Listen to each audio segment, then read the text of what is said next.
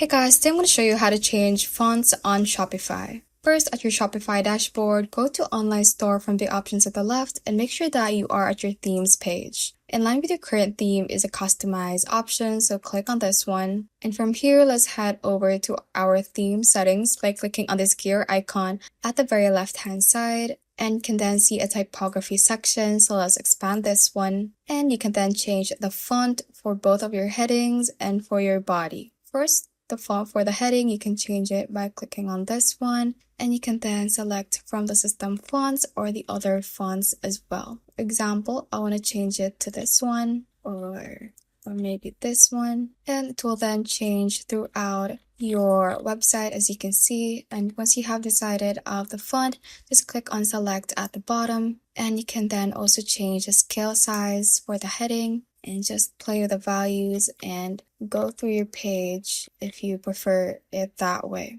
Now for the body font as well, just do the same. Just gonna select this one and it will then change throughout the page as well. Just click on select once again at the bottom, and you can also change the scale. Thanks for watching, and if you found this useful, hit that like button and subscribe for more videos like this.